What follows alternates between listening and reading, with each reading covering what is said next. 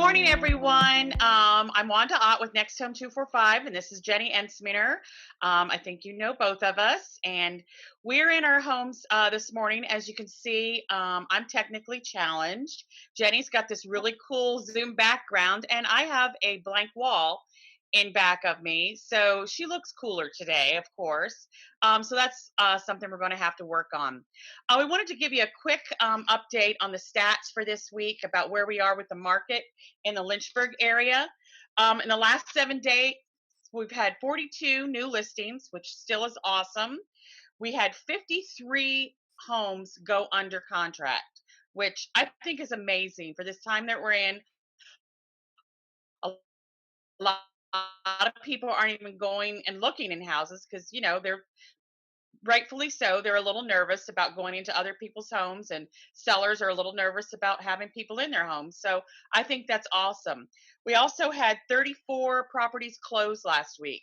Again, those things were already in process, but I love that our area, and I think the whole state of Virginia, has really come through for us in keeping our closing companies working, our courts open so we can get these things recorded and we can get our people to the closing table. So overall, I'm really encouraged about how our market is staying so stable. I'm hopefully that trend will continue as we progress through this, virus, this pandemic. But we want to talk today about making the most of the situation we're in, making the best of it. I know it's a pain for everybody. Going to the grocery store and putting on a mask and gloves is a real pain. But I want us to see the good in what's happening here. We were all experiencing different events that go on, during this time.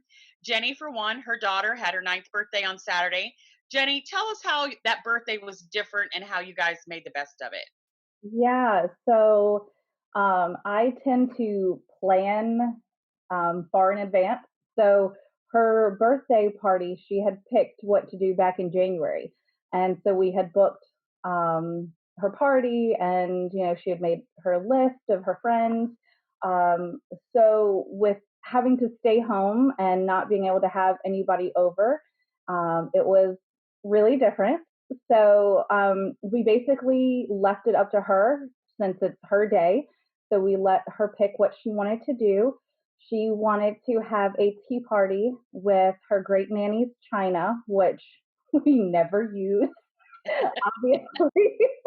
So that was something really special that she picked. She also wanted her presents out like Santa normally puts them on the sofa. So we did that, and yeah, so she wanted that. She wanted her and her brother to bake her birthday cake. So they have been doing a ton of baking I see that. and a ton of dishes because yes, they do the dishes. Um, so they baked her birthday cake. They baked brownies. They made homemade lemonade for the tea party. It was like a lemonade party. And then she had presents like Santa has them out. One of the things that she got was this little treehouse type swing. So that was fun putting together. I saw a picture of that. That was cute. It was so adorable, and they loved it. It's big enough for both of them. So I posted it, and a couple of people were like, "Oh my gosh, where did you find that?" So I I, know. I linked it. I found it on Amazon, of course. And so they were in there reading books for a ton. Luckily, it was a beautiful day.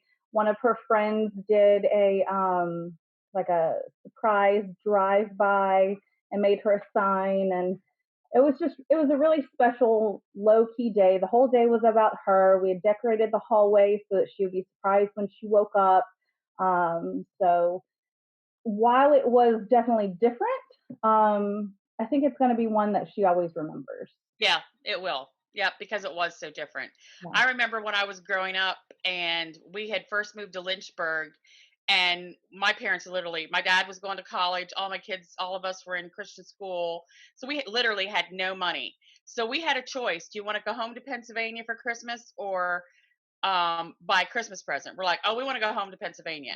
But my dad went and bought us like each one tiny little thing. He bought me a poster for in my bedroom, probably cost $1. but it was a Christmas I'll always remember because we got to choose. It was unconventional, but it, had significance and meaning. Yeah. Well, we had an exciting event in our family this weekend. Oh, My daughter Crystal was expecting. She was due April the 20th. She went into labor Saturday afternoon. Very quickly, they left their home at 8:05. They live in Evington. They arrived at the hospital, and she was born. Graceland River was born at 9:20. So she got no meds, no IVs, nothing. She had it completely natural, which was a different experience. But mother and baby are healthy, and again, none of us were able to go to the hospital. They are quarantined in their room, but they both said it was really a neat experience for the three of them just to be able to bond together.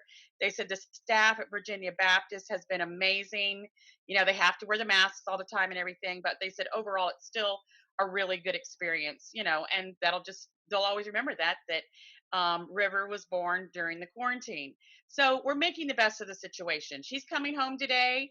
A lot of people can't see her, but again, it'll be a good time for the family to bond. Of course, Easter fell during, over the weekend, and I saw a lot of stuff on Facebook. That's what I love about Facebook, and everything was positive about the different ways that families spent together, the different things they did. Still had a good meal. None of us are going hungry through this whole thing. So we, as a matter of fact, probably taking too many trips to the refrigerator. But anyway, the whole thing about this is I want us to stay positive through this pandemic. Look at the good things. Even in the real estate market, I'm sharing with you the new listings and the things that are going under contract, but there's not it's not all good. Some people their contracts are falling through, and but I think once we get through this, things will come back around. We got to keep plugging away and just keep a positive attitude through it all. Last week, we've been very fortunate with NextHome. Our corporate office is sending us like 4 and 5 webinars a week to watch, not only just to keep our training moving forward, but also motivational stuff to keep us motivated. And about a week and a half ago, they did a webinar with John O'Leary. And if you've never heard him, he is an amazing author and speaker. He wrote the book On Fire, and just recently, oh, my mind just went blank. Jenny, do you remember that something about being awesome? Anyway, he's got a new book out, John O'Leary. Look it up, and I'm sure it's going to be amazing. But anyway, we're going to share with you today his webinar. Please listen to it. He talks about getting through this pandemic and coming out on the other side and gaining the positive things from him. in One all, of the things that I appreciate, what? in In all, awe. I yes, knew correct. awe was in there somewhere. In awe. That's right. But anyway, one of the things that stuck with me that he said is find something good in every day. I think we can wake up in the morning and we should think of one thing we can be thankful for. Hey, I'm breathing. That's one, thing that we're thankful for. One thing we're thankful for, we're all in homes where our electricity's still on. We have food. We are still able to go to the grocery store and get it. I think Jenny's tasking there. It's fun working in home It and the is. challenges we have. I have my granddaughter in the other room watching cartoons, so we can do this. And Jenny's got 2 kids that are homeschooling. So we, even though it's challenging, it's a different way of working, it's a different way of living, but we're making it through. Please, please, please watch this video of John O'Leary. I know you won't regret it. Jenny, do you have anything you want to add about that video, the webinar? No, it's just really inspiring, and it definitely helped me to kind of readjust, my views and how I'm going each day. We're taking it day by day at this house. So, Right. most days are great. Some days are not so great. So, so it is a good reminder to, even on the not so great days, just try to focus your energy on just something that did go right that day. So, every day something goes right. So yeah.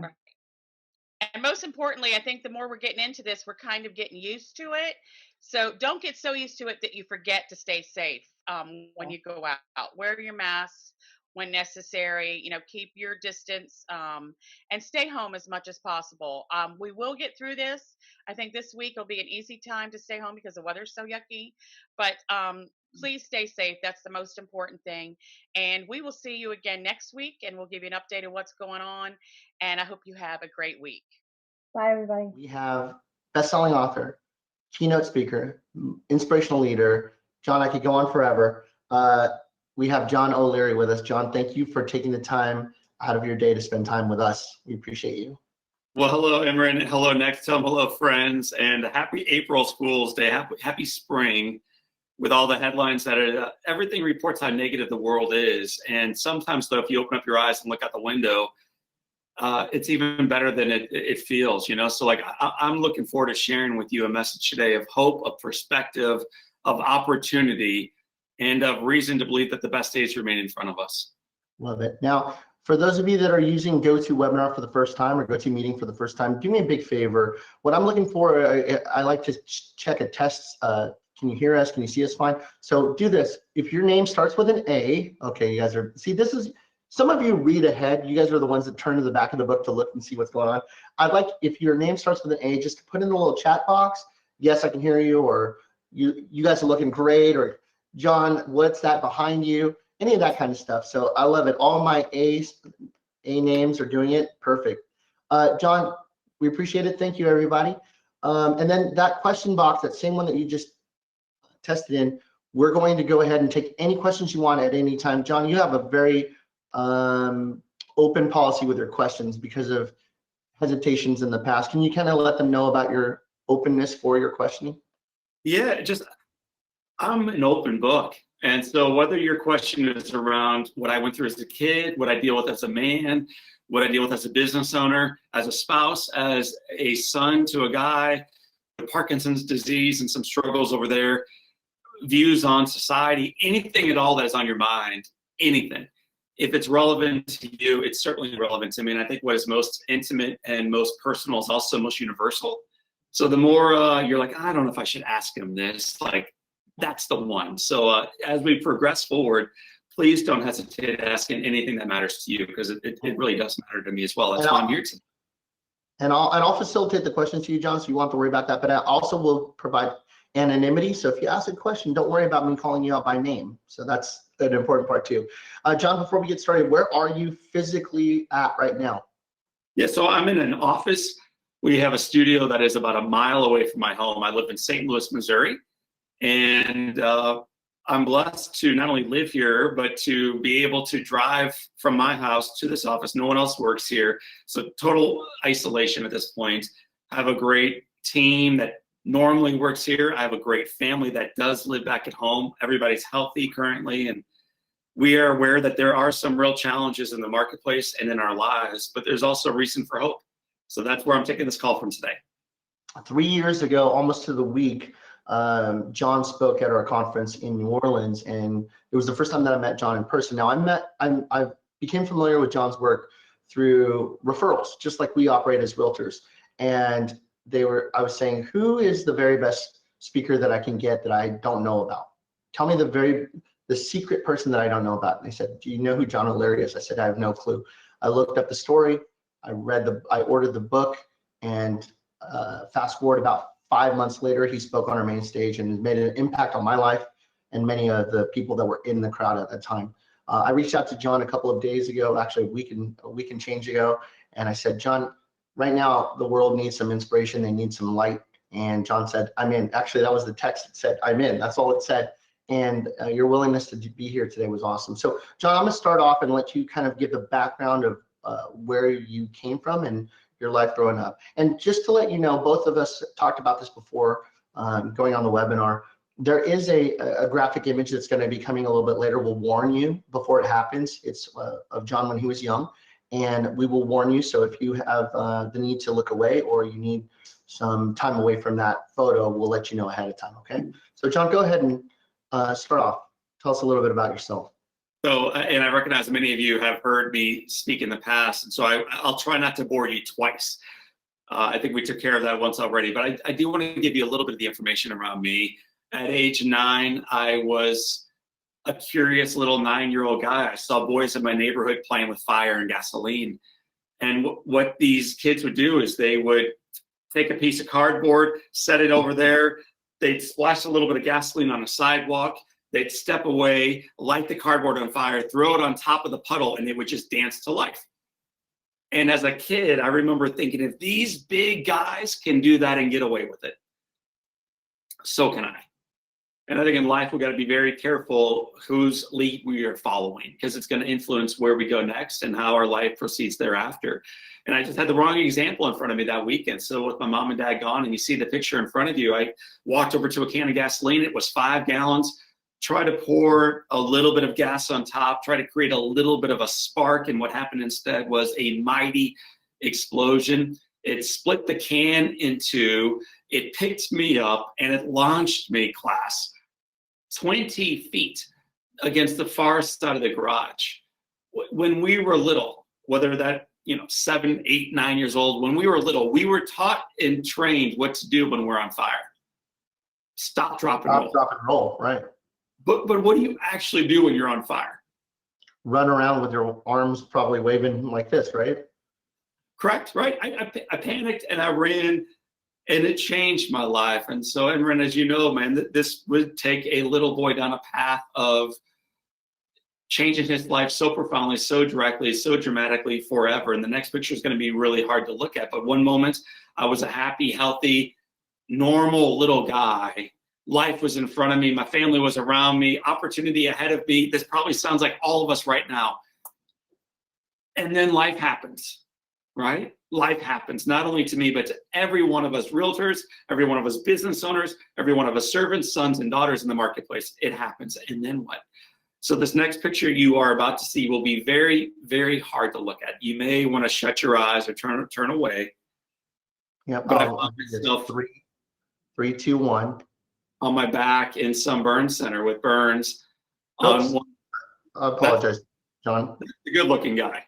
Yeah, And that's one worth looking at. I'm sorry, I'm going to go ahead and tab it right now. Here we go.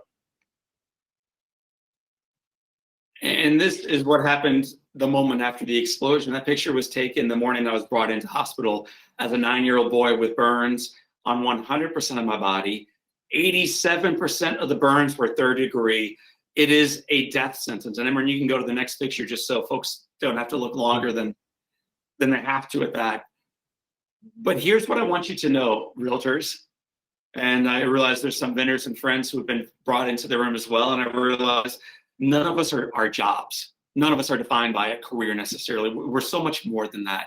Your people, your sons, your daughters, your family, your neighbors, your spouses and partners, all these great jobs. Life can change so dramatically, and frequently people will forecast what will come into your life next. And right now, if you're reading any of the headlines, all of the forecasting is negative, all of it. Part of it is accurately. It's going to be difficult before it gets better, no doubt about it. But here's what I want you to know about my life. When you get burned in 2020 on 100% of your body, here's the math that they would run on April 1st, 2020. They take the percentage of your body burned, so do the math at home, 100%.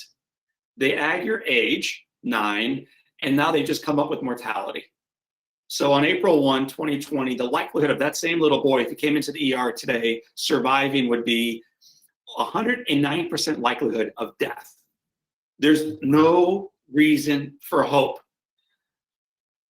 And then light shows up, and then love shows up, and then a little bit of faith shows up, and then a little bit of grit shows up, and then family shows up, and then community shows up, and then doctors and nurses show up. And the majority of our lives, I think we ignore the work they do. The cool thing about COVID-19, if you're looking for some positive, here's one piece for you. For the first time in a long time, we celebrate, and in Europe, they're already doing this. We'll start doing it here in the United States very shortly. They start providing standing ovations to the doctors, the nurses, the custodians, the transporters, as they leave the safety of their home and they go off to work, recognizing finally the profound beauty of the work they do. These ladies and gentlemen, these great people do valuable work, and they save lives every day, and they save my life. We need community. I think during good days, we think we can do life by ourselves. But the beauty of adversity is it reminds us you can't. But together, that's awesome. together, we can endure, we can survive, and in time, we can thrive. And so that's part of the good news that is in front of all of us today. This won't be easy. The headwind is strong. There is reason for anxiety. Our careers have changed for a season. Our 401ks have dropped dramatically. No doubt. But let me about the 401ks, because then when I heard you laugh, since 1941, the S&P has dropped by more than 20% 12 times. This is now the 12th time. And in the previous 11, within 6 months, it has returned 26%. So it's dropped by a grand total of about 30% when you add up all the numbers. It's returned within 6 months, 26%, which means if you could just fall asleep and wake up 6 months later, you would wake up and barely notice the change. And so sometimes we get so focused on the adversity of the day that we miss the long-term horizon of where we are going together.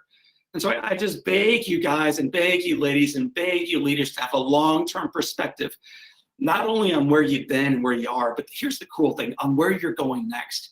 It doesn't end like this. We've been through storms. This is unprecedented. This is difficult. But we weathered storms in the past, and we've actually come through them stronger together. And I believe that's going to happen again this time. You know, John, I'm sitting here and I have my notepad ready to go. The part that many of you don't know about this webinar, this podcast, because I may scrape this and use this for audio depending on how it goes, but it sounds that way. John and I talked yesterday over the phone, and he's like, let's just be two friends talking. And that was important. We have a kind of a structure of which way we want to go, but we're just going to go to a free-flowing conversation.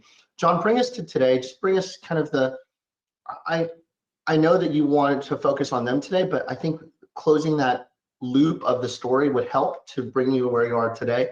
Can you fill us in a little bit? Because one of the most emotional parts of your story is your parents and how they showed up for you. And they asked you a question, and it was the determining factor of whether or not the little boy was going to survive or not mentally, let alone physically. Well, I'm glad you asked. And as I share the story, I just hope you listeners and viewers are thinking about a little boy, or thinking about the guy sharing it, but really you're just making it your story. You're in April, it's a hard year. The market has turned negatively, headwind is blowing, fear is spreading, panic is epidemic, it's everywhere. And so how do we pivot forward into possibility? And I experienced that as a little boy. And as I was laying in the hospital bed, I remember feeling great dread, not only as I looked at my hands and my body, and everything was changed dramatically forever. Like my life would never return to how it was before. But what I was most concerned about was actually my future and how people would respond, and specifically how my mom and dad would respond to me blowing up their house.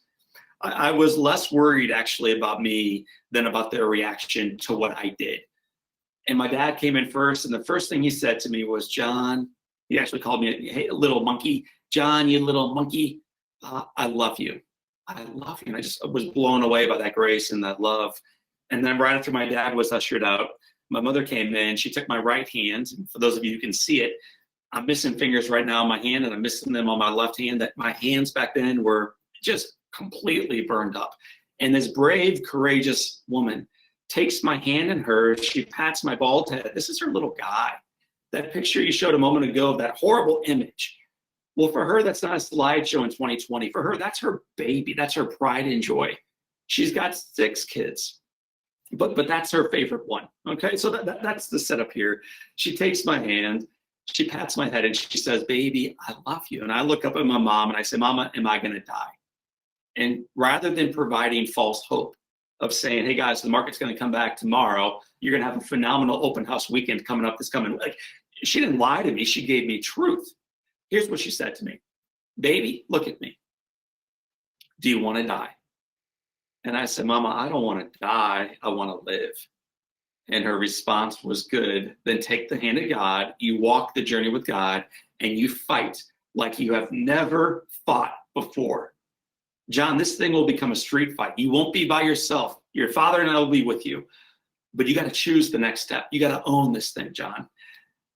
And on January 17th, 1987, 33 years ago, a little boy with no chance decided to fight forward with a little bit of grit, a little bit of courage, a little bit of faith, knowing that tomorrow was going to be somehow even better than today. And I think that same audacity of hope needs to be something we all step into April with, because April's going to be worse in almost everybody's forecast than March. Far worse as a nation, as a realtor, as a business owner, as a spouse, as a single person. April's going to be hard, really painful, really difficult. And May is not going to be much better. But I'm telling you right now, behind that darkness exists light, and the best remains in front of us. So let the experiences from yesterday remind you of what is possible tomorrow.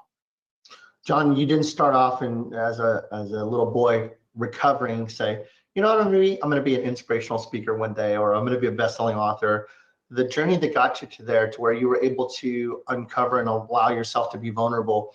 I've been able to take that journey too with my cancer and what I was able to go through. You knew that. We've talked about it many times. And I think that vulnerability really allows other people. I just got a message right now. It says, this is a wow. I too caught myself on fire as a 5-year-old, and I also ran. I was very lucky. My mother grabbed me and pounded out the flames with her hands. This image that John shared is still very clear in my brain. That's something that just came through. So sometimes we as leaders speak on behalf of others that are going through a similar situation or have gone through it and don't even know what to say. You came in and you started working in the inspirational world. How did that come about, and why were you okay with the vulnerability of it? So what is most personal is most universal. That's a quote actually from a guy named Henry Nouwen. And he's a great theologian. But what I love about him most is he just speaks about life, and primarily about how broken and bad and damaged and dumb he is. And as he's writing about how broken he is, and you almost feel bad for Henry, you also find yourself flipping the pages to see what he's going to say next, because he's speaking about himself and you. And so I always liked people who are bold enough about their own mistakes to be honest and call them out publicly. So that's where I kind of grew, and that desire to be like that someday. As far as speaking, though, I never imagined speaking. Never imagined. I never told anybody in grade school, middle school, or high school how I was burned. I never told my college fraternity brothers. Never told a little girl I was dating named Elizabeth Grace, who I would end up marrying, not first at least. What eventually changed my life was when my mother wrote a book with my picture on the front of it. And it was just called Overwhelming Odds. I read this book. They printed 100 copies. That's it. And I read it, and it changed my life. I realized that this horrible tragedy was in fact a gift, that these scars and these amputations and this brokenness that I deal with every day was redeemed. Like, I'm okay. And not only am I okay, I'm actually better because of what I went through. And I never once paused long enough to recognize maybe this thing could be used for good. So I'm thinking through this as a young man. I'm 27 years old at the time, and I get a phone call from a girl who's a little Girl Scout, and she says, "Mr. O'Leary, would you speak at my troop?" So I just said, like I did with you the other day when you said, "Hey, John, will you do this?" I'm like, "I'm in." I'm in. So I told her, "Hey, I'm in. What do you need? Where is this?" So I drive my pickup truck out to this little girl's school. She's a 3rd grader. There are 3 3rd grade Girl Scouts in the room, eating their carrots and their after-school snacks. I speak in front of them for 11 minutes. They do not even pay me with a box of Samoas, so that's my first transaction, realtors. I don't get anything, man. Not even a 2% commission, man. I get nothing. I was going to say, pay John in Girl Scout cookies and he'll show up. They do. They chose to pay me in nothing, other than a gentle applause at the end. But one of their fathers was a Rotarian, a volunteer, and he asked me into his club. And then one of those guys was in Kiwanis. So in year 1, I spoke 3 times for nothing. In year 2, I spoke 8 times for like $100 gas card, okay, to BP. And in the 15 years that have followed, I've had the honor of speaking in 50 states, in 19 countries, in front of several million people, making a difference, making a living, making a lot of money, but not because I was chasing dollars. I think the dollars flow from the purpose of pursuing something bigger than yourself and serving the one in front of you. And I think it's we as realtors, we as human beings, as we strive to be a difference maker for those around us, eventually the money's going to flow. Whether you're running a lemonade stand or you're running a huge realty company, the money's going to follow suit. But my business has always been built on just loving people, loving the one in front of you. And then the cool thing you mentioned earlier, John, I learned about John through a referral. Our business, a couple thousand clients in right now, is 100% referral fed. That's how we get every single lead. And so we just love the one in front of us. And the amazing thing is in doing that the right way, the phone rings again and it rings again and it keeps ringing and it keeps growing. And then you can touch even more lives. Absolutely love it. And just so that way people know, that wall behind you full of photos, you can't see it because it's at a distance, but that wall, and we'll talk a little bit about your podcast later, John, but that wall is full of who? So right before we went live, I kind of guided you around my office. Over to this side, it's my family, it's my grandparents on both sides. Both grandparents grew up in the Depression. Both of them went off to war.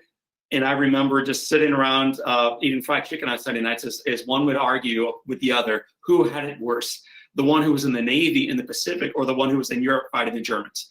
And as a little boy looking up at these two heroes, just in awe of this inspiration of the greatest generation. The greatest generation. But here's why I want you to know that. Not only is their picture up on the wall, what made them the greatest generation wasn't the fact that they endured the Great Depression. You and I would do that. What made them the greatest generation wasn't the fact they went off to war. I think we would too. What made them the greatest generation is that when they returned, they never forgot what they went through together. They never forgot the experiences that transformed them, that inspired them, that made them even better versions of themselves. And my hope during this time of chaos and misery as a nation and as a global community is that when we come through it, because we will come through it. Some say 6 months, some say 18. I don't know, but we will come through it. Is that we use this experience of adversity as something that redeems us for being even better afterwards. That we not forget what actually matters. That we not forget who actually matters. That we not forget that we are highly interconnected, not only around the United States, but around the entire world. We're one family. Let us not forget that. So let's experience of adversity make us the greatest generation going forward. So there are pictures up on the wall. But you asked about the one behind me. Those are podcast guests I've had on, and it's astronauts, it's authors, it's overcomers, it's marathon runners. It's men and women who have overcome something of profound significance, had lessons to teach the world, have done so.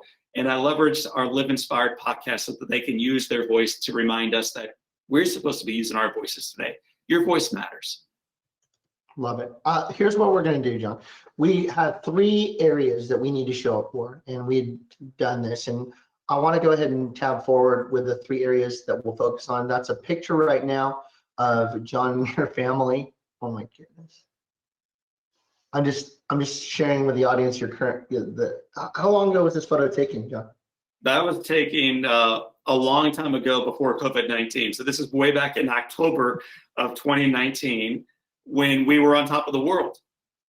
When the money was flowing in, when the clients were calling, when we were healthy, when my mom and dad were healthy, when no one was sick, and everybody had smiles on their face.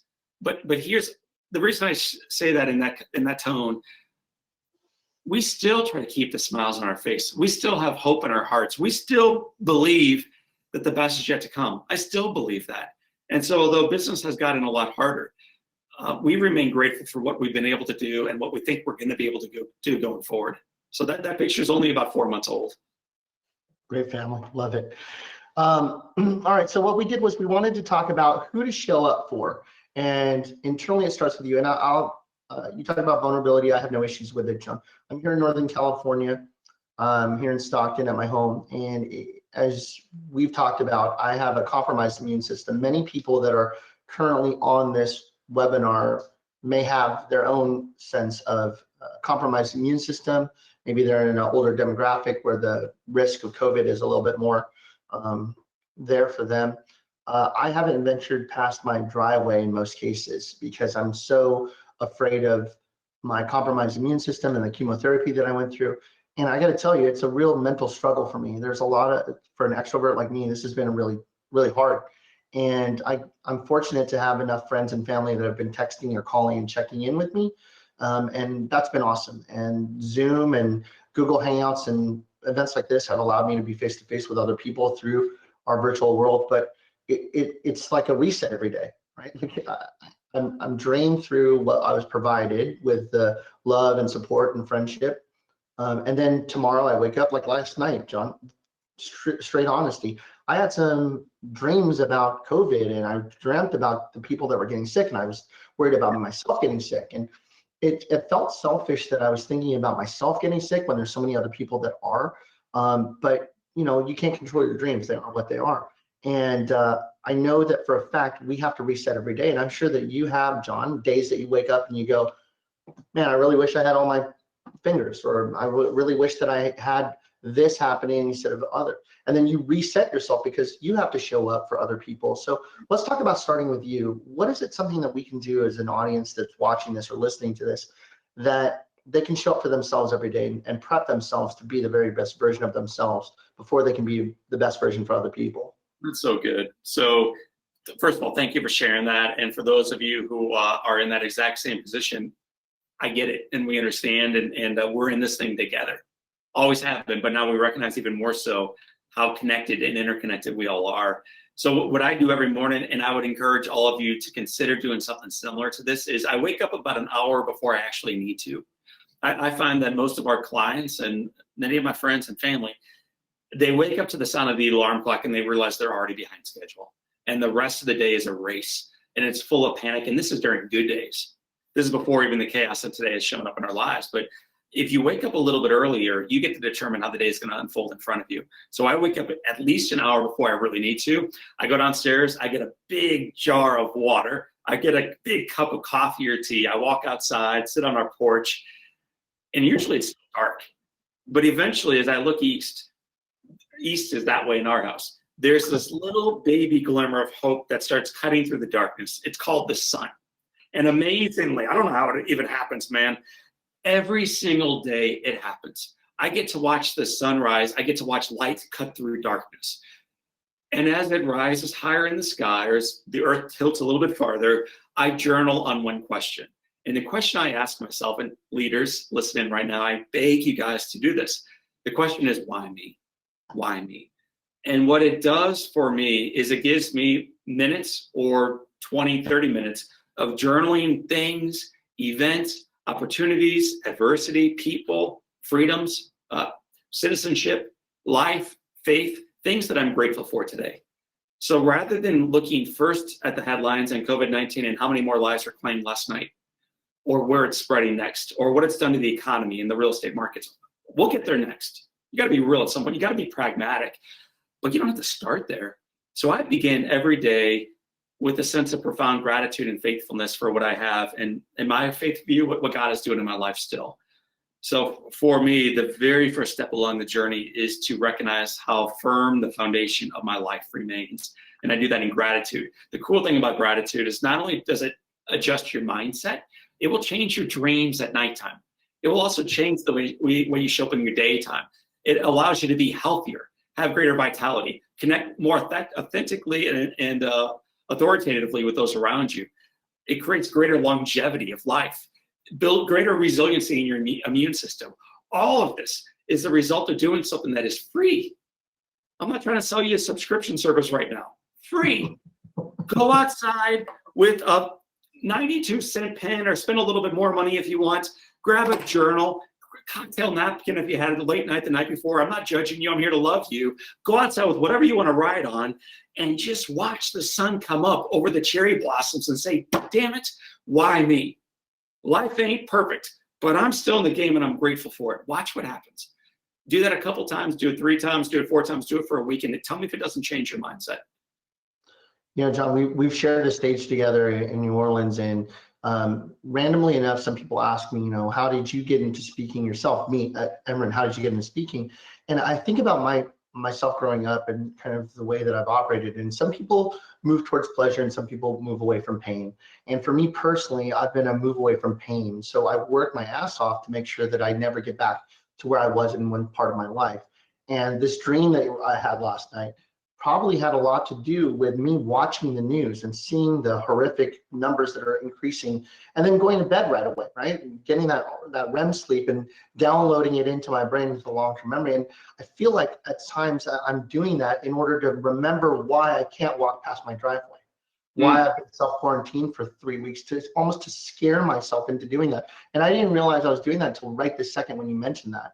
So for me, it's more of a don't forget, don't walk past this. You're gonna get zapped. Don't get close to the electric fence, Emran. And here's why you shouldn't do it. And it's like I'm reminding myself, instead of just being grateful on the other side of it and saying, look, I'm healthy now. I have a wonderful family scenario with my wife, and I'm here in my home that we own. Instead of doing that, I'm going panic, panic, panic. And I think a lot of us that are going stir crazy are feeling a similar way. So you mentioning that right now is going to change what I'm going to do tomorrow, which is, yeah, I want to be informed. I do want to know the news, but I don't need to watch it for 4 hours going into the night and then trying to fall asleep. That's causing a real problem for me the very next day to reset. There's absolutely no reason to watch or read more than a half an hour of the news. And if you're doing much more than that, you're way over aware of what is happening right now in Spain. Unless you are from Spain and you are a physician or you are a person of great affluence that can make a massive contribution to the effort. For you to be aware of every single thing that is happening negatively everywhere in the world at the same time, you're killing yourself and you're not helping those who are dying or sick. So if you have the influence to make a difference, step into the fire, make a difference, bring a towel, bring a fire extinguisher, put it out. But if you're just watching to watch car wrecks, it's not a surprise when we go to bed a little depressed and have nightmares while we sleep. So I just beg you guys, control what you can, strive to make a difference, but don't live your lives under the water of negativity. In one of my talks that I give the example of the airplane. When you're on the airplane and when they're giving you instructions and the air masks drop down, what do they say first? They say, put one on yourself before putting it on somebody else. and I think of that, and I think of that in life, that sometimes we need to make sure that we're okay first before we give the advice or guidance or help to other people. Let's talk about that, John, moving forward. So showing up for your loved ones. So showing up for your loved ones, that's something that I deal with it. I only have one person. We don't have children, but my wife, Jessica, and we're the only ones that are able to be in contact with each other. And to be honest with you, like a week ago, we got in a car and we just drove. We rolled up the windows with no place to go, and we just drove around for an hour and a half because we needed to be physically outside and see what was going on, just be out of the home. But I don't think we talked. We just sat there and stared out the windows and listened to a little bit of music, and we drove through the wine country out here in Northern California. And having somebody to do that with didn't need us to say anything to each other, but just being there for each other was pretty amazing. How can we show up every day for our loved ones? That's so good. Maybe through two ways. One is, like you just mentioned, being there for them, but how do you be there for them in an effective manner? So one thing that I did back in 2017, I was doing this actually when you and I first met, on near the end of 2016, it was our busiest year of all time as a firm. And I was recognizing, not only was I taking my wife for granted, but I was belittling her frequently. Like, this is the most important person in my life.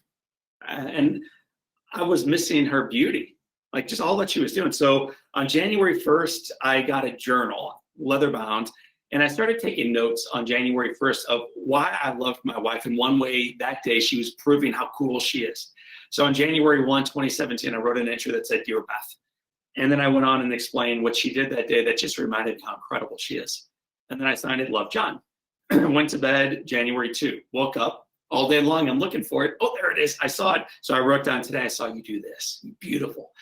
January 3, for 360 days. And I, at the end of the year, gave my wife that journal for Christmas. And I give her the worst gifts. I give her things like hot red dresses that I want to see her wearing. One year I gave her a freaking lawnmower. Okay, like that's how I gift give. I'm the worst. But on this year, I finally gave her something that she might want, which was not one love letter, which was good, 360 love letters with me capturing her beauty every day for the previous year. More than that, two other things come out of that. One is anytime she's down on me or down on herself or down on her kids or down on life, she's able to open up this old leather-bound journal and read how blessed she is, how beautiful she is, how worthy she is. That's cool. The other thing that comes out of this, though, for 360 days, I was only looking for what was right with my wife. Imagine that. Any jackass can point out how broken their spouse is or their partner is or President Trump is or Obama before or how bad the neighborhood is or how anybody can do that. And it's popular. It's common trade these days. Look at your Twitter feed. But there's a better way to go through life. It's not like a Pollyanna. It's seeing life through the lens of truth and finding things that are good and then magnifying that beauty. And for a year, that's what I did with my wife. It was the best year of our marriage that we've ever had. So one thing you can do for your loved ones is, yes, show up for them, but show up for them intentionally. Go for the ride on purpose. Set the dates in your calendar, or write them love letters every day. So that might be very cool. For those of us, though, that don't have a roommate, you don't have a partner or a spouse, we're all quarantined right now. What a cool time for you to write a real love letter to someone in your life today. Maybe a parent or a rabbi, a pastor. Send it. And then tomorrow when you wake up in quarantine, because that's where you're going to be, to write another one. And then to call them the quarantine love letters, whatever you want to call them, okay? You can take the brand, hashtag, let it ride. Every day acknowledging one person from your past or your present that is influencing you for the better on the profound impact that they made on you. And then hit send. Not electronically. That's overused. Write a little love letter the old-fashioned way with your hand on a piece of paper, drop it in the mail, send it off, and then 3 to 5 days later, blow somebody away with the season of life, man. So I just encourage you today to look for people in your life that you ought to be grateful for, and rather than just getting after your day and selling thereafter, pausing long enough to recognize, to make inventory of it, and then hit send on it. I wish I had it with me. What you just said was very deep. I'm looking at some of the messages here. They say we absolutely love this idea of the love letters, and it could be not just for like a spouse, but it could be for a family member, a friend, somebody that you care about. It could be anybody that you're giving these love letters to, and it doesn't have to be to the point where you feel uncomfortable about showing that love. Just the act of anything, saying I've taken time out of my day to think about you, and here's how it worked. I remember, I think Jessica was out of town at the time. She was recently at a bachelorette party out of town, and I was at home. And randomly enough, Petya, I play tricks with Petya. For those of you that don't know Petya, she is our marketing manager for NextHome. And sometimes she'll be walking around the office, and I would always grab her phone and I would take a picture of myself as a selfie on her phone, some ugly photo of me doing this. Well, she turned the tables on me, and she made these little Emran head photos, stickers. She went to Sticker Mule and made them.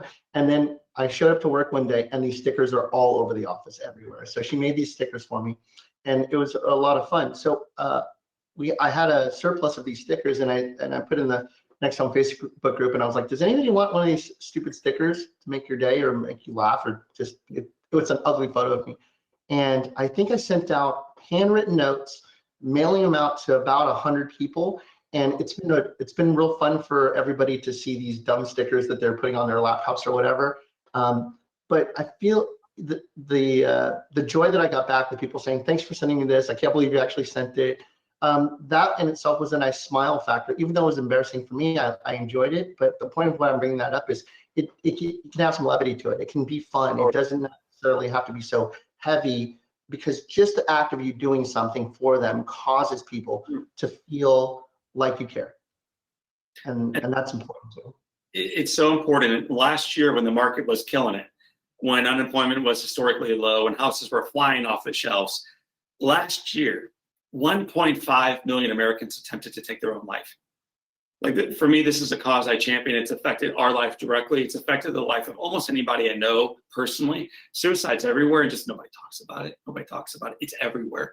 And I wonder what it's going to look like as people are sheltered in their own home, feeling more and more and more and more alone and isolated and despair. So NextHome friends, you have an opportunity to cut through that despair and cut through that isolation with a love letter, with a phone call, with a FaceTime chat, with a Skype call, any way that will break through that silo where people are feeling like they're all by themselves. You can keep somebody alive today.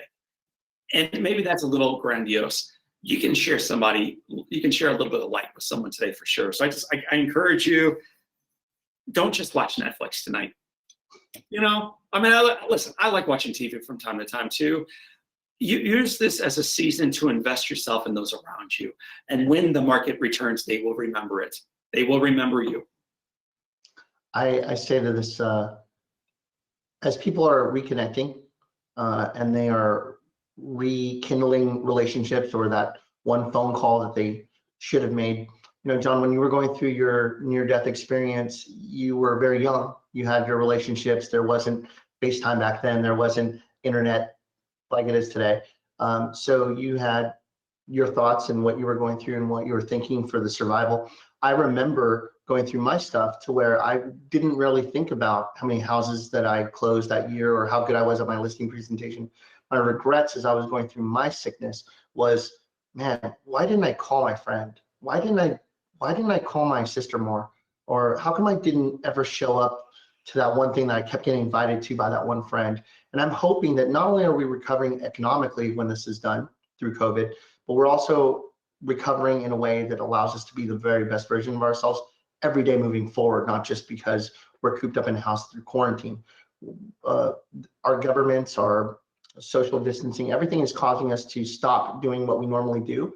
And we're finding our new norm is actually reconnecting with people when we can't connect with them physically in person. And Yeah.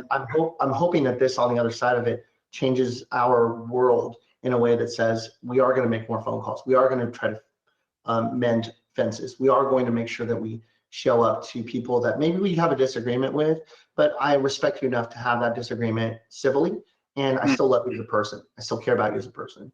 That's my hope. And there's just no excuses not to. I got a text yesterday from friends of mine from grade school. Man, I'm an old guy standing in front of you today. Friends of mine from grade school. It was at 4 o'clock yesterday afternoon, and all the text says was, "Will any of you join me for happy hour?" So I click on this. It says there's a FaceTime call currently going on. Click in. 3 of my friends, then 4 of my friends, then eventually 5 of my friends on, having a beer together. One guy's having a nice tea because he doesn't drink anything. And the 5 of us hop on this call and reconnect. And it's like we're doing life together again as friends. And so there are ways to break down the boundaries of isolation. And NextHome, as you are the one sending out those texts and those handwritten notes and those phone calls of encouragement, not only is it inspiring someone right now, but here's the business case. They will remember this when the market turns. They will remember you as being there for them when no one else was. So use this as an example and as an opportunity for you to build the case that your business is, man, it's challenged right now, no doubt about it. But here's an opportunity for you to plant an awful lot of great seeds. What a perfect segue. Business and clientele. So let's go. We did not rehearse this, but I like where you're going. Okay, so here's the interesting part about John. His job, his career, his inspirational journey takes him on a plane to a destination, away from his family, staying in a hotel. And it's so funny when I talk to people and they go, "Oh, I want to be a speaker too." I go, "Are you sure? Let me unveil the curtain a little bit." It's a lot of nights in a hotel by yourself, eating in the bar lobby restaurant. It's traveling through crowded airports. It's trying to catch your flights. It's taking that Uber that you're waiting for to get there, all for that 1 hour that you see us on stage. And you don't measure the 24 hours leading up to it and the 24 hours leading to the next destination or yourself. So John, you yourself, this has completely halted your speaking business with the exception of Zooms or GoToWebinars like this.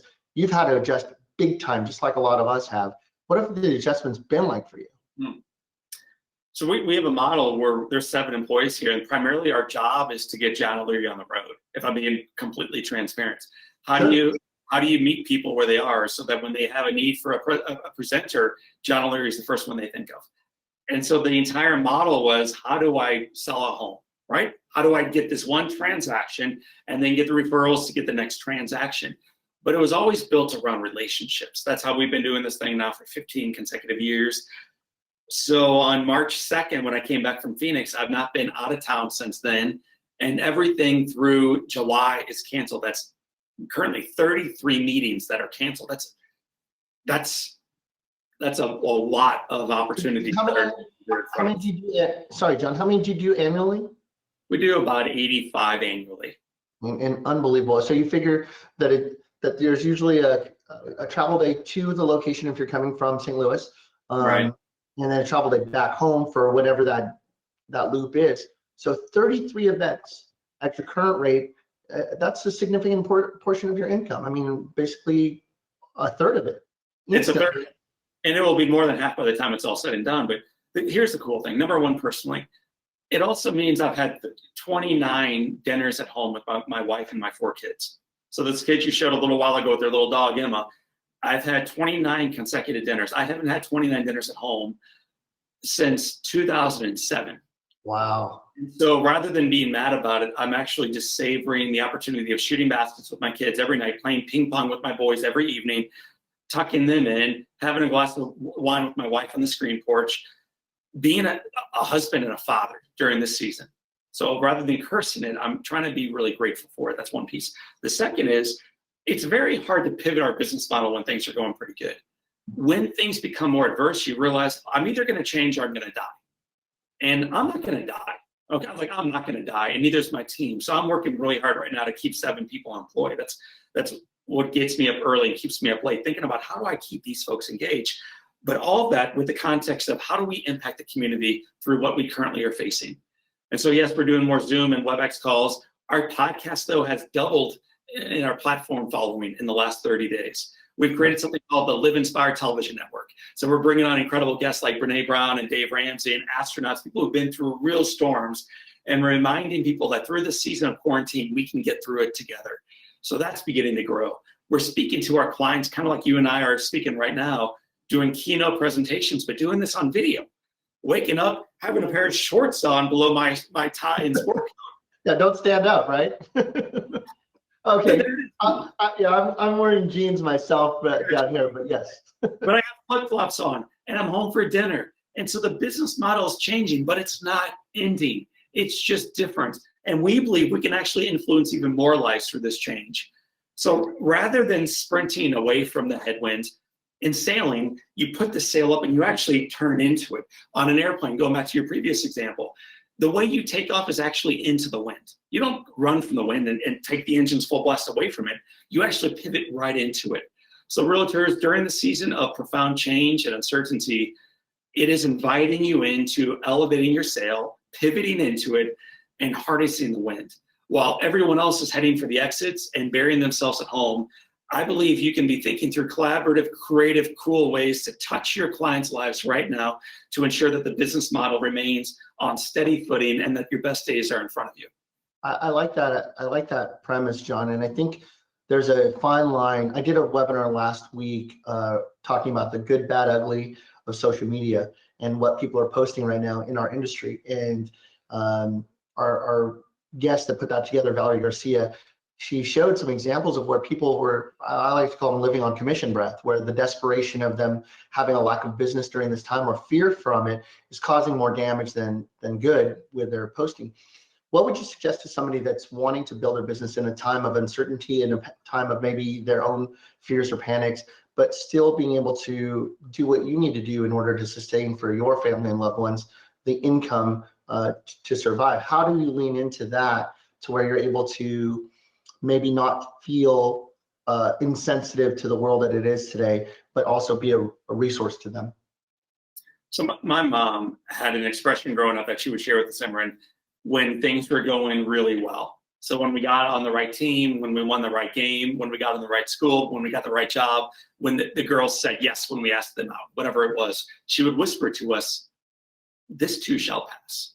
So when we were on top of the mountain, rocking and rolling, my mama would humble us and say, "Baby, this too shall pass. Don't get a big head." But she would also give us some encouragement when we felt beat down by the headwinds, when we did not get in the right school, we did not make the right team, we did not get the first job, and nobody would even call us back. And what she would remind us during that season was very different. You may want to write it down for the season you're currently living in. What she would say then is, "This too shall pass. This too shall pass. These great days or these lousy days will eventually pass away." And I think that's a really good reminder during the positive season, which is around the corner. This too shall pass. But during the season of profound change that all of us are enduring, all of us, I need you guys, I need you ladies, I need you leaders to remember, it's not going to be like this forever. It's not. This too shall pass. So then the question is, okay, knowing that tomorrow is going to be brighter, what are you doing today, not tomorrow? What are you doing right this moment to ensure that your tomorrow is brighter than your yesterday? What we're doing at our firm, we're pivoting the way we're serving people. We're pivoting the way we're meeting them where they are with their meetings and events, with the podcasts that we're doing, with the television shows we're doing.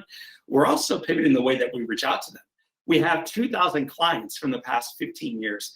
We have reached out by phone call and then by handwritten note to all of them over the last 3.5 weeks. And we're just going to keep loving on them for as long as this takes for us to come through this thing together.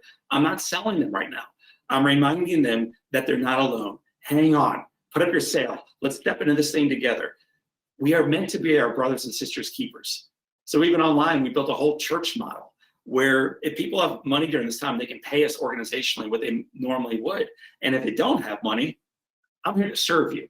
Like, we're doing this thing together, people. And so our model has completely changed.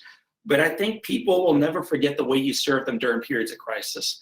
So realtors, I beg you during a season of change to recognize it won't be like this forever. So the work you're doing today will influence what actually happens tomorrow. Absolutely. I'm definitely going to skin this as a pod, because what you just said right there, that right there, that summarizes everything that I've ever wanted out of this webinar, which is that message itself. John, we have some questions I want to make sure that we show up for. So here's a comment here. How do we help seniors who are devastated? It's horrific mentally for them. How can they be of assistance to those that are in seniors and are isolated or having some problems with connecting with other people? What can they do? So I don't know how significant the isolation is. I'll make some assumptions. I'll make an assumption they have a phone, that they have a mailbox, and they have a front door. So here's what I'm doing for a neighbor who lives 2 doors down, and then I'll tell you what I'm doing for my parents. For the neighbor 2 doors down, we're cutting her grass. It's a little, but this sweet old widow has no chance in the world of getting outside right now, going to the gas station, picking up a liter of gas or whatever it is. I don't know how she did this in the old days, but I know she's not doing it in the current days. So my boys and I are taking care of that for her. We're bringing the trash cans to and from the street for her. We've offered, she has not taken us up on this yet, to do the grocery shopping for her. We're trying to love her and let her know she's not alone. And about every 3 days or so, I call and say, hey, is there anything, Nancy, we can do for you? Anything. You want us to paint your attic? You want us to pull some nail? Anything, we'll do it. And guess what? She's probably not going to book John O'Leary for a speech next year. She's in her 80s. So there is no get on this thing. It's just, you put yourself out there and you trust that you're doing the right thing for the right reasons. So that's for Nancy. For my mom and dad, my dad's got Parkinson's disease. My dad is highly at risk. He's immobilized. He's in a wheelchair. He can't even communicate with his words anymore. So his lungs are very, very at risk of this horrible disease, this whole horrible virus, which means he can't go out anymore, which also means his wife can't go out anymore. So we're doing the shopping for mom. We're bringing them dinner from time to time. We're coming by and playing in their front yard. I'll get sad if I go into much more detail than that. It stinks to not be able to hug your own parents. And it is very tragic that they can't hug their grandchildren. I mean, it's horrible. But they can look out the window and they can see love in front of them. And so what am I doing for our elders? I'm trying to show up. And what do I think our elders want from us, whoever the beautiful person who asked that question is? I think they want to know they're not alone. I think they want to know their life has meaning. I think they want to know that they still matter and that one person still cares. And I think if you can deliver on any of that, you might be keeping somebody alive. And that person you're keeping alive actually might be you. Because the more you pour into somebody else, not only does your immune system build, but sort of your thoughts about what is possible going forward. So the more good you do, the better you feel about your own life. So that's what I'm doing, but I'm just encouraging you to recognize there's something you can do. There's something you can do. Make sure they realize they're not alone, though. I think that most people would feel the same way that I feel, which is getting something as a gift is cool. I really like it, but I feel better when I give something away and the person receives it and I can see their appreciation from it. And when you talked about John O'Leary isn't going to get booked by an 80-year-old woman who you're mowing their grass for, yeah, you're not getting anything from it except for that gratitude and that feeling of purposefulness and being able to share and help somebody else feel great. And that shows up in your next meeting. That might be that business meeting you're about to go to. That's going to show up with that one Zoom call that you're going to have with a potential opportunity for your business. So dragging that into another call or meeting that is related to business will help you get that speaking engagement that the 80-year-old didn't even know that they had a part in it, which is cool. And let me just say this to make sure people realize we're not figuring out how to book John O'Leary for keynotes. We're trying to help realtors grow a meaningful, successful, significant business long-term. I look for no return on the investments I make in my neighbors or my parents. What I will tell you, though, is When I'm cutting the grass for someone else, there are cars driving by watching. There are neighbors looking out the windows watching. There are people who are lazy watching Netflix and Amazon at home, looking out the window through the drapes saying, my God, at least somebody cares. And those people will remember that long term. So for you and your own community, if you're able to get outside and serve somebody else for the right reasons, it will have a 10x factor, not only in the way people feel, but they'll remember the one doing it. So be an example of life in the marketplace that candidly only celebrates death these days. I said it. I said it on a speech one time, and it kind of became one thing that I used in some of my talks. Was just because you're not standing on a stage doesn't mean that you don't have an audience. And by mowing that lawn and having people peek out the window and saying, "Oh, look at that! They're mowing lawns right now for somebody that they don't, a neighbor or a friend." That's pretty amazing. There's another question that came in on the other side of it, John. So the young adults, the ones that are high school seniors, they're in college, they're teenagers. How old are your children, John? They are 14, 12, 10, and 8. Okay, so your 14-year-olds, what do we say to them right now? What's the conversation that we're having with our teenagers and young adults about where they should be, where their headspace should be? Because there's another comment here that blends into it, and this person is thanking us for bringing up the topic of mental health and the suicide awareness. And a lot of people that are taking their lives are younger. And it's such a shame to think that maybe we could have been there and shown up for them in a way that could have been a way for us to catch them before they went down that road. What would you say to some of our younger people right now? So I'm going to back into this with a story that I think will answer your question, I hope. When I was 25, I worked as a hospital chaplain at a heart center. And there was a gentleman I visited near the end of his life. And the room was gray. There were no flowers. There were no pictures. And as we went through this conversation, he said, "John, if you'd seen me 3 years ago, you would have seen a guy on top of the world." Unfortunately, as I pursued success, I lost sight of the things and the people that actually mattered. I traveled and worked so hard that eventually my marriage fell apart. I turned to alcohol, cigarettes, and drugs, and eventually my 3 girls stopped visiting their father. The very thing that I was building became the very cause of my demise. And then he looks out the window, he looks back at me, and then he said these words, and I'll never forget them. "John, I've climbed the entire ladder of success during my life, and I realize as I get to the very top, I've had the ladder leaned against the damn wrong wall." I'll never forget that. I've had the ladder leaned against the damn wrong wall. So now we have this season of life where your kids have really no ladder to climb whatsoever. There are no youth sports. There are no extracurriculars. There's really nothing they can do to get in the right college or get the right job. There's nothing going on. And now you get to reevaluate parents and teachers and professors and agents, what matters in life, and how do we instruct our kids on the things that matter most, and what matters most in their lives, and where real meaning and value comes from. And in reanalyzing all this, they may realize how precious their life is. So I think the shorter answer to your story is to remind them of how fragile life is, how precious their life is, that this is a season that we are coming together as a community, a global community, for the first time ever. For a global community, we're staying indoors for those who are more at risk than we are, to fight for this cause that life matters. And I think in watching us collectively fight for this, they may recognize that it's worth fighting for in their own life. That's one piece. The second is this: I'm not allowing my kids to do homeschooling and then just play video games. My kids are learning new hobbies. I know I sound like a pain in the neck. My little 8-year-old girl and I last night were playing the song by, oh gosh, he's from Ireland. It's called Perfect. What's his name? He's a great musician.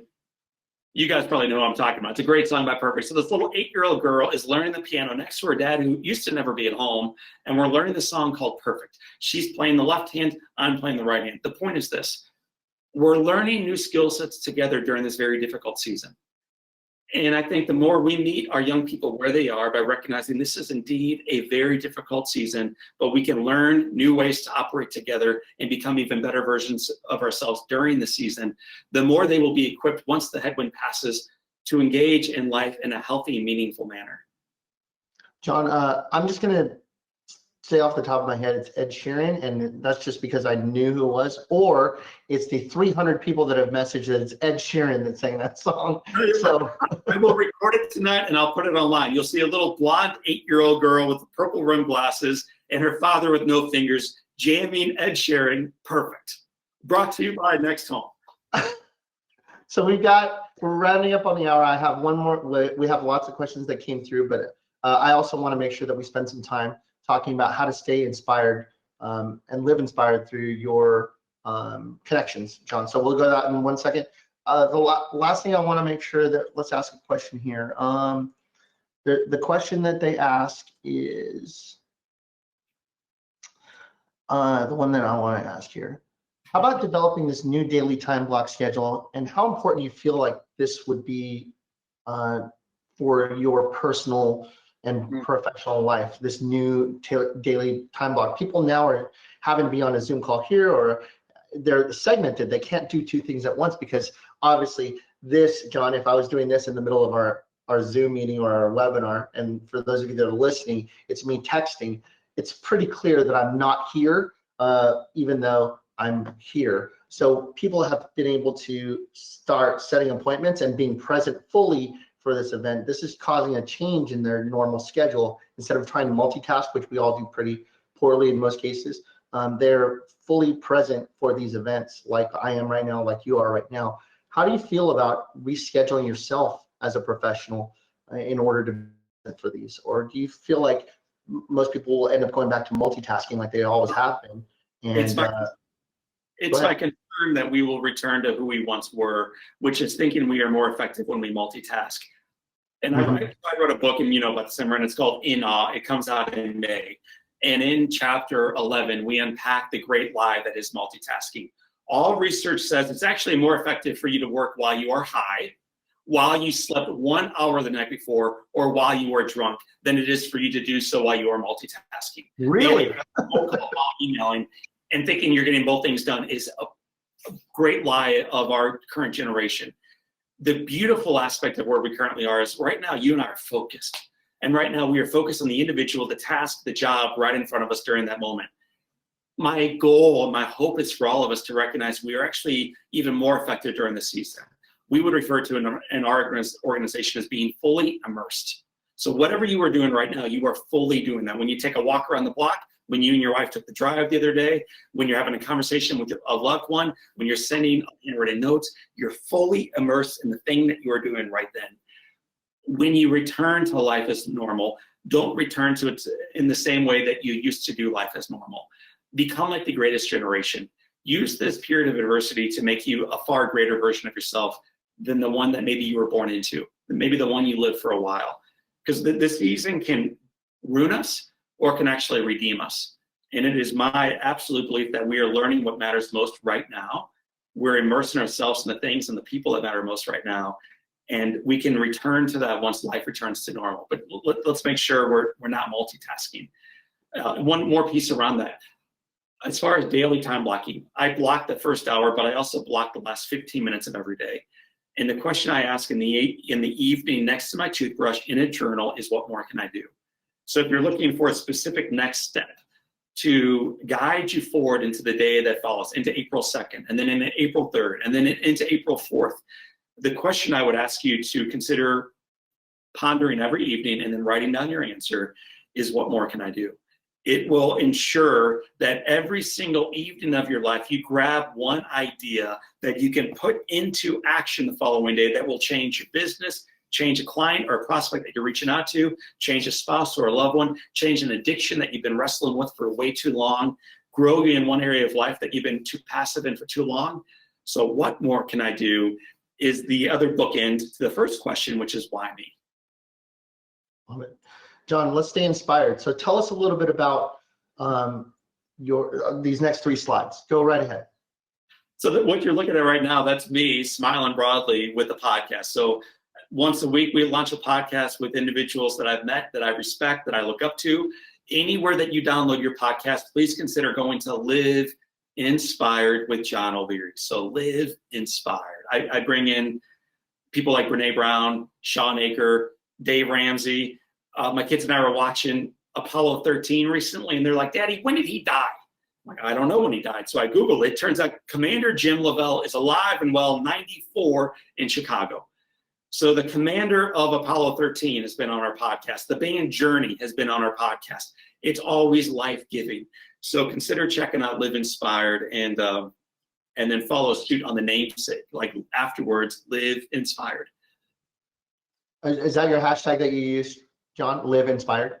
It is frequently. So we're using that a lot, and we just wrote a book that comes out in May called In Awe. So there are a lot of In Awe challenges going on right now. So we're using Live Inspired and we're using In Awe. The website, readinawe.com. Yeah, right. So if you visit me right now at readinawe.com, you'll be invited to learn more about the book, but at the very top of the page, you'll be invited to take the 21-day In Awe challenge. When everybody else is telling you how bad the world is, every morning I come into your life reminding you that there's a reason for hope, and there's a next step that you can take today to live into it. So we recognized 3 weeks ago that this storm was coming, like everybody else did, and we created this campaign to push back the darkness. And for today's actually the 21st day since this began, we've been throwing these emails out there, and thousands of people have taken the 21-day challenge. They graduated today with me. But the cool thing is it's evergreen. So you can step in early April and be on day one, and every single day I'm giving away copies of the book. So go to readinawe.com, be inspired, and then share it. And then finally, this slide talks about the book that I fell in love with, and then this upcoming book. Please talk about these. Yeah, so On Fire was written as an autobiography of my life, all the men and women who showed up in my life, all the kids, all the people who I never even met and never will meet this side of eternity, and the difference they made for me, and what we can do with that in our own lives and in our own businesses. So that's On Fire, and it's a great book. The book that I'm super excited about right now is called In Awe. What I noticed, Simran, as I was going through my business is when I speak to organizations, even yours, and you ask questions of the audience, maybe like 5 hands go up. But then when you leave that summit, when you leave that leadership group and you walk into a classroom of kids and you ask a question, every single child raises her hand up. They raise his hand up. They do it with a smile. They ask more questions. They're more engaged. They have far greater belief that in spite of the adversity of today, the best is yet to come. So I wanted to create an entire movement around this idea of returning to how we once were so that we can be more effective as realtors, more effective as leaders in life, and live into the promise of our days. So the book is called In Awe. It's an invitation to return to the childlike wonder that we used to meet the days with, and we can return to today. And in doing so, not only will we grow bigger businesses, more importantly, we'll have more fun along the way, and we'll touch more lives along the way. So let's do this, John. Why don't we do this? Why don't we have somebody show up today? Let's say the next 24 hours. So right now it's 11:10 a.m. Pacific time. Let's give them 24 hours.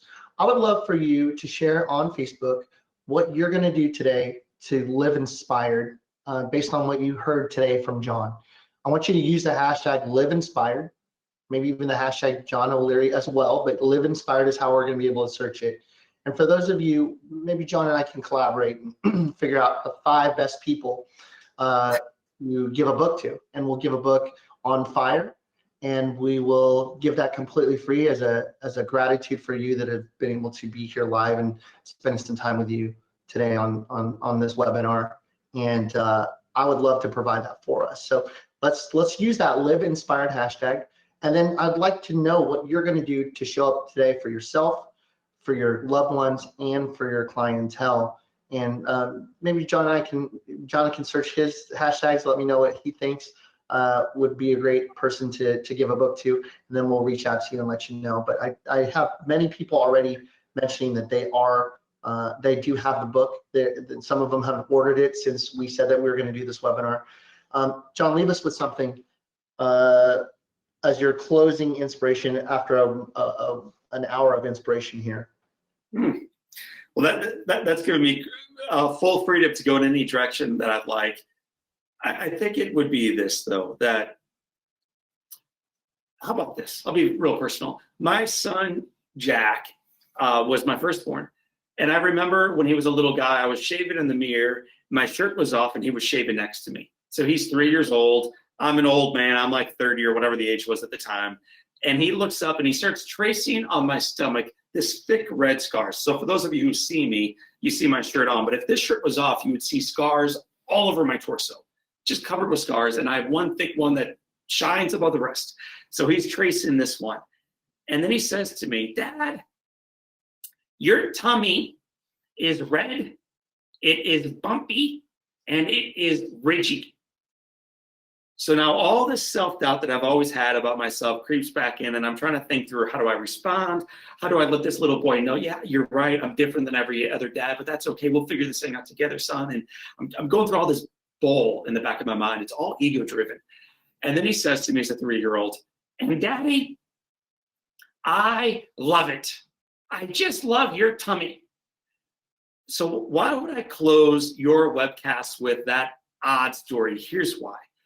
I think when most of us look in the mirror, we see the red, bumpy, ridgy tummy. We see the wrinkles. We see the bank account being drained. We see the market drying up. We see prices falling. We see calls that are going unreturned. We see our 401ks disappearing. We see our friends becoming unemployed. We see our parents, we can't even visit them anymore because they're in isolation. We see the world falling apart, and it's all ugly. It's all bad. That's what we're thinking. But I think if we're able to see life again through the lens of truth, you'll realize that the tummy may be red, bumpy, and ridgy. There may be some adversity, but there's also reason to believe again. There's reason for hope. There's reason to dream that the best days are in front of us. So I just beg you folks, you leaders today, as you leave this webcast, to know that your best is in front of you. There is reason to look in the mirror and to love it. Love it. Whew. I usually end my podcast with people with Parent Corner, and you just did it. What a great message. John, thank you so much. Again, readinawe.com, the podcast, Live Inspired with John O'Leary. And then for those of you that are listening to this, he's available on Twitter at JO'Leary Inspires, J O'Leary Rising. I have a little bit of a blog. Sorry, let's do this. Twitter, J O'Leary Inspires. Facebook is John O'Leary Rising Above. Instagram is John O'Leary .inspires. And then the last one, just the website itself, JohnO'LearyInspires.com. John, thank you so much for doing this. We all appreciate it. I'm getting a flood of messages here just saying how much you've inspired them today. Thank you so much for the time, and thank you for stepping away from your family for a little bit to inspire hundreds. And now this is going to be, this is the spread that we want, which is the spread of this joy and this inspiration. This is a spread that we need to be talking about more so than the COVID. And I can't wait to share this with other people, because we are recording this and we are going to be able to send this out to people that want it. So thanks again, John. We appreciate you. You guys stay safe. Take care. Bye, Amber.